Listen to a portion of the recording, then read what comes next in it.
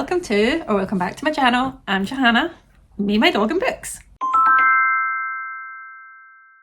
So today is actually a video that one of you lovely lot requested ages ago, and I had it in the pipeline and I hadn't quite done enough of my own notes and research to make sure that I was able to give you a decent overview of some of my favourite Scottish books. So those are either books by Scottish authors about Scotland or set in Scotland. I think most of them are all Scottish authors. But for those that aren't, there's one or two that I'll mention that are set in Scotland. This is in no way a kind of note of all the Scottish books. I'll start off with Scottish authors who I've maybe read a little bit of or know of, and that are on my radar and I enjoy, but they're maybe not in my kind of Scottish must-read books, but still enjoyable. That's the likes of Ian Rankin's books, who he often writes sort of crime, mystery crime. Alex Gray also does the same. Val McDermott, she writes really good, I would say, dark crime thrillers in the mix. And for your cosy mysteries, you've got Alexander McCall Smith, who wrote The Ladies' No. 1 Detective Agency and 44 Scotland Street, as well as Hamish Macbeth, also cosy mystery, set in Northern Scotland, written by MC Beaton. So those are a couple of the Scottish authors that are in the mix, and maybe kind of wider known. And some of the ones I'm going to mention today are from my stack of books. Oh, I'll try and turn them around briefly. And many I don't have in physical form, or I have somewhere and I can't find them. But I have read and would highly recommend. So first up, it's actually two books. Only one I've read so far, another one I got pretty much immediately after I read it. So the first one is called, and look at this cover, The Diary of a Bookseller by Shaun Bythell. So Shaun is a bookseller who works and owns and works in the largest second-hand bookstore in Scotland, which is based in Wigtown. That's him in his bookstore. And this here is a collection, that's it there, in Wigtown, which is Scotland's, I would say, it calls itself like Scotland's bookish town. I think that's what the bookshop, it's just called the Bookshop Wigtown. It's Scotland's largest second-hand bookshop. It's set in a Georgian townhouse. Honestly, it's like a treasure trove when you go in, and this one's signed. And it's his diary entries. The sun is shining for a change today. Of his life as a bookseller. Honestly, this is funny, it's warm, if you've ever worked in a bookstore, which I haven't, I'm sure you will find this highly relatable, but also, even if you don't, you can imagine that's what life is like. So he buys or brings in lots of people who are, clearing out a house and they've got books to get rid of. Honestly, you go, it's like a maze in this store. Highly recommend as the place to go, and you often see him in there and you hear about some of the other ones. I picked this up when I went to see him at the Wigtown Book Festival, where he was talking about this book, and his new one that came out was, the sun is shining, Confessions of a Bookseller. This is half a book cat. I've not read this one yet. I can't remember when it came out. I think it's all based on loads of diaries that he's kept for years and he's written. Being a bookseller is no fairy tale, which I quite liked, but it's a kind of follow-up to that one. So, highly recommend, especially if you love books about books and bookstores. Next up is quite a mix. I've got my wee notes so I don't miss any. Next one is one that I read for the first time in January, and it's Duck Feet by Eli Percy. I'm hearing TikToks. It's Lissy. Lissy is entering the room. Here she is, the sleepy princess. Can't have a a bookish video without the doggos in the room at some point. If you're hearing noises, that's what it is. Patty's over enjoying the sunshine too. They're due their dog walks in. So hence they're hovering. Also, yes, I have a spot on my forehead or a scratch, I'm not really sure. Anyway, enjoy. Duck Feet. It's a wonderful, laugh out loud, heartfelt, heartbreaking, coming of age story where you follow, what's her name again? Kirsty Campbell is 12 and you follow her through high school, and it's written in colloquial Scots, and each chapter is kind of set in a kind of like, well, there's an introduction, like chapter 1, Scots for 1, or there's one called Social Dancing, and that's something you always have, or like Fashion Sense. So it's all like really funny storytelling from Kirsty's point of view. So relatable, especially growing up in a high school in Scotland and the kind of noughties. It's set in kind of West Coast Scotland. I honestly found it was just a beautiful story of friendship and love and hope. And honestly, do you know if you've ever watched like the Derry Girls, the Netflix show? I can imagine this being turned into a kind of Derry Girls but set in Scotland. That's what it kind of reminded me of. So I highly recommend. And then in a similar but different vein, in that it is of a kind of coming age story, albeit it's an older kind of late teens, young adult. It's Glasgow Boys by Margaret McDonald. I read this a few months ago and I've been raving about it since. 5 stars all the way. You follow two main characters. You've got Finlay and Banjo. And both of them says the 2 boys can't remember the last time they hugged.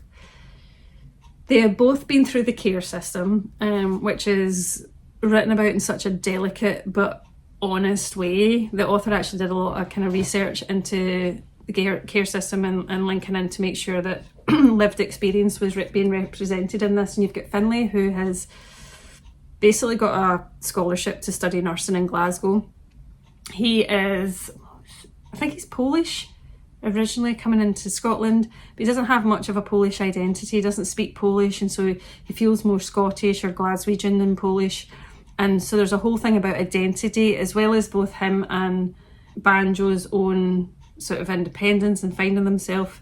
Finlay is gay, and you find out early on in his first year at uni that he comes out and what all of that means. So there's a thing about just your own sexual identity, gender identity, your own identity as a young person who is being in care, and what your sense of belonging and everything around that. So beautifully written.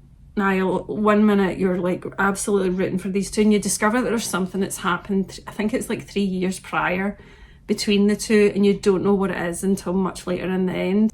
And honestly, this took my heart, put it through a ringer, spat it all out at the end. And I say all that in that it might emotionally destroy you, but it will also leave you with hope. So it's not one of these stories where you read it and you're like, oh my God, there is hope at the end. I promise you, I promise you. Highly recommend. The writing is amazing, and I'm so happy to hear that Margaret McDonald has got a 2, like, I'm sure it was a 2 if not 3 book deal with Faber and Faber off the back of this, so I cannot wait to see what she writes next. Next up is one called The Young Team by Graeme Armstrong. So Graeme Armstrong actually grew up in Lanarkshire, in the west coast, sort of central west coast of Scotland, and he himself was very much fell into the gang culture at school, and was very much hanging around with a lot of the young gangs, and was trying to feel a sense of, well, it was a sense of family. Not that his upbringing pushed him into that at all, although some of his friends who were in the gang, of which there was a lot of drinking, drugs, fighting and stuff like that, but a lot of it is a sense of solidarity as a group of people that looked out for each other. So he writes this story having had lived experience being in gang culture in Scotland, and not that long ago. This is set in the early noughties, and then you get into kind of mid 2010. So you follow Azzy, who joins the young team, so that's the name of the gang, and you see him as he sees both the camaraderie but the destruction, the gang culture, and his friends that are in the gang, what happens to them and what happens to him, whilst also having this desire to actually get ahead in life and make something of himself. He talks about, obviously there's alcohol, there's drugs, there's the rave culture, which was massive then, and actually something I was quite aware of, although I wasn't into gangs, very much into the kind of dance culture back then. And honestly, it's written in Scots, so very much on a par with the likes of Trainspotting by Irvine Welsh, and that's written in Edinburgh, sort of colloquialism. This is West Coast Scotland, which is quite different. So it takes you a wee while, a bit like Duck Feet, takes you a wee while to get into the kind of the way of the writing and the storytelling, but once you get it, it's like you can just hear it. It's described as, Armstrong's hard-hitting novel is a train spotting for a new generation, says the Independent newspaper. I highly recommend this. The author is amazing. He goes in, this is sometimes in the English curriculum in Scottish schools now. He does a lot of outreach work with young people, and does a work with teachers, and he talks about the power of what teachers, the teachers that gave him a chance in life, and then obviously became an author. It's phenomenal. I loved it. Highly recommend. And then I think it was before those, but I'm going to, this author has 2 books that I highly recommend. It's Douglas Stuart, and his first book, which I think, I could be wrong, I'm sure it was like 10 years in the making, but I might be wrong. His first one, which I think many people know about, but it will emotionally destroy you. It is Shuggie Bain by Douglas Stuart. So I can't remember when this came out, actually. 2020. It is a very insightful view of Glasgow in the 1980s. It was a very working class industrial city. There was a lot of poverty, and in this point you follow Shuggie Bain, again a young boy who's growing up in this world. It's during the times of Thatcherism, when Maggie Thatcher was in power in the Tory party in the UK, and Scotland was very much a guinea pig for a lot of her very policies of austerity. Cities like Glasgow and industrial cities like that were really hard hit, and you follow Shuggie, who's ends up being looked after by a single parent. His mum Agnes is with his siblings. So I think his dad up and leaves, I can't remember. And Agnes's mum is struggling with alcohol addiction, obviously, to cope with life, and Shuggie absolutely dotes on his mum, and it's about their relationship, him kind of finding his way. What you find is not only does his mum Agnes have problems, but Shuggie himself does, as people say, he's no right, and Agnes really wants to be. So there's this absolutely heartbreaking relationship between Shuggie and his mum, and his mum's got her own demons to deal with her addiction, and she wants to be there for her son. Obviously the two of them and Shuggie's siblings are in poverty, and so it's like the absolute heartbreak of living in poverty, the relentlessness of love and hope, and honestly 2 characters that will absolutely be unforgettable. Now, after Shuggie Bain, he came out with Young Mungo, which similarly I'd order, except you follow young Mungo, and yes, so you've got young Mungo. So Mungo is a Protestant, and the other character is James, and he's a Catholic. In Scotland, very similar to Northern Ireland, and certainly in Glasgow, Scotland's largest city, there is still, and was back in, well, I don't know when this is set, if it's set in the early noughties and 90s, I can't remember. But anyway, irrespective, there is still quite a sectarian divide between Catholic and Protestants, normally filtered through like the likes of and not directly, but there is a big link between the football. Like if you're a Rangers fan, you're obviously a Protestant, not always the case by the way, or Catholics or Celtic fans, not always the case either, but that's the premise, and neither of the two shall meet, and neither should those people be friends. And it's very, and it's still a significant issue when it comes to like football and those matches around that. Now obviously, it's like, this is prevalent in this story because young Mungo falls in love with James. It's kind of like not only is it a gay relationship in working class Scotland, so you can only imagine the challenges of coming out around that and how that won't be accepted, but also then you have the added layer of a Protestant and a Catholic being together. And because it's set in working class Glasgow, and also something that is still prevalent to this day, it is the push and pull of masculinity in a working class like life, and especially in the likes of Scotland or Glasgow. It's like, what does masculinity actually mean? Your allegiances to your family, and also then being queer on top of all of that, and the violence associated with that. So the violence of being seen as not masculine enough, but also the violence that comes with being a queer person, as well as heartbreaking love of, you know, feeling like how loving someone too much that it gets you into all kinds of trouble with your family and your community. Like utterly heartbreaking. Do not read these two books one after the other because you might not emotionally survive it, but they must both be read because they're phenomenal. And Douglas Stuart is an auto-buy author for me now. I will I will read anything he writes. Slightly more upbeat, and one I don't have a copy of because I got it out the library when I read it not that long ago, is Ginger and Me. And this is it still has the challenges of feeling like a sense of not belonging, because you have Ginger, who is I think 19. She's recently lost her mum, but she's desperate to like be able to make her way in the world because she's very dependent on her mum. She drives a bus in Uddingston, and she wants to just be able to show her social worker that she can be independent and live her life, as challenging as she finds that to be. And then she discovers a friend called, I can't remember now. Ginger. No, she's Ginger. Oh my goodness. This sun's really coming in, and I'm going to have to move a little bit around. There's a wee bit trolley in the scheme. Hold on. Ah, the name is Wendy. Ginger is who she becomes friends with, and Ginger is when things in her life become slightly more interesting and possibly chaotic. So Ginger is coming from a really tumultuous family background, and Wendy is desperate to have a kind of sense of belonging and someone to have in her life.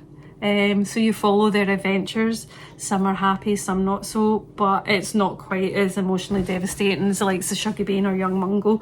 So go in knowing that it will be a little bit uplifting. There are some dark elements of it and the stuff that happens to Ginger and Wendy, but overall it feels like a part coming of age, part kind of mystery novel that I really enjoyed and highly recommend. Actually also in audio, it's very good in audio. So the next one I read years ago, and I've got it somewhere on my bookshelf, I can't find it just now, so I'll just insert it here. It's Eleanor Oliphant is Completely Fine. And this is the kind of book where, you know how when you read a book and you get so immersed and involved and connected to a character, and when you finish that book you're like, miss them? That's how I felt by Eleanor Oliphant, and I think there's been quite a few books since then, like Meredith Alone and a few others that have like a feeling of that book. You meet Eleanor, who she kind of struggles with appropriate social skills and tends to say what she thinks, which can make her a little bit like the kind of person that some people avoid. But then Eleanor meets Raymond and things change. And I'm not going to say too much more other than it's an absolutely touching and funny story, as well as being really poignant. It's heartbreaking yet hilarious portrayal of loneliness. and how we can all be really quick to judge people. And it's all told through the narration of Miss Eleanor Oliphant, someone who ingenuinely, after I finished the book, wish I was friends with in real life.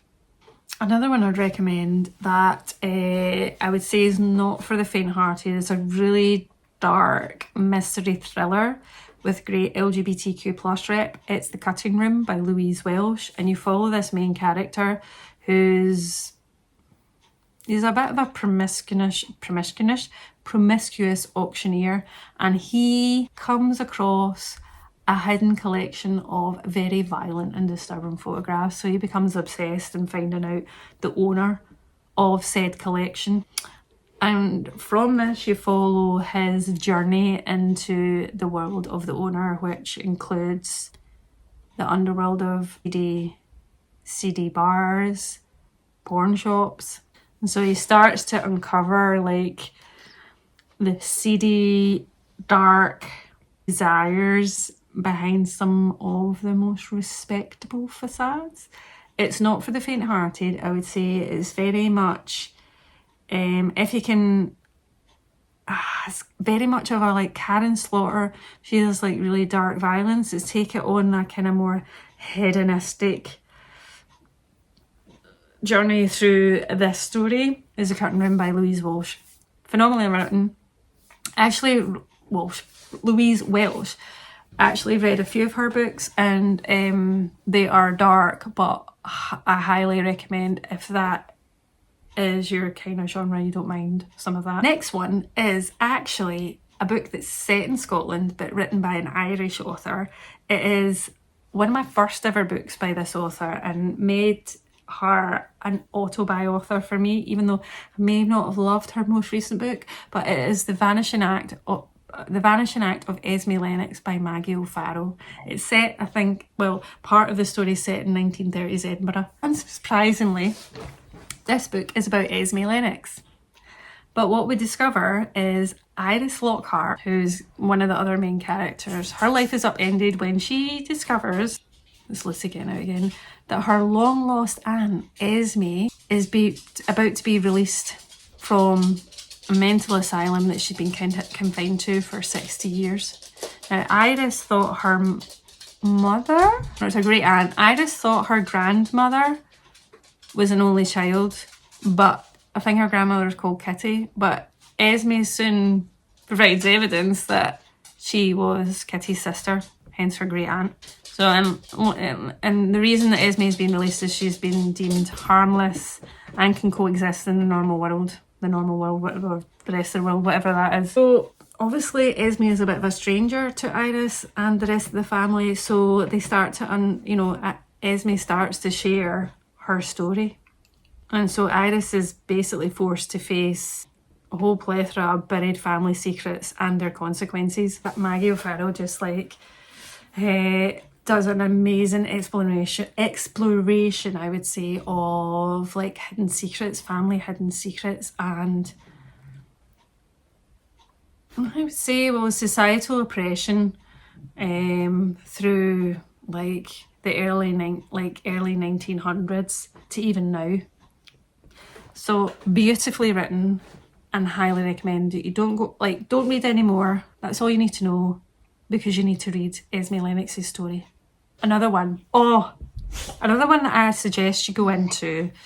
So Vanishing Act of Esme Lennox I picked and read for my book group, and this one was also a book group one. I'm sure it was shortlisted for, was it Booker Prize? I can't remember. It was shortlisted for an award. I read the title so I don't get the full title wrong. So it's His Bloody Project, Documents Relating to the Case of Roderick McCree by Graeme, Macrae, Bernette. So I actually met this author at a book event a year or so after. I can't remember when this one came out. 2015. So nearly 10 years old. I recommend you go in not knowing much about this book. But here's a rough kind of synopsis, so hopefully still keeps its bit of a mystery. Set in the year 1869, there's been a brutal triple murder in a remote community in the Scottish Highlands near Applecross, if anyone's aware of the Scottish Highlands, where that is. And a young man called Roderick, why it's called The Case of Roderick Macrae, is arrested for said murders. And this is written in as a memoir written by the accused. So it's really unusual execution.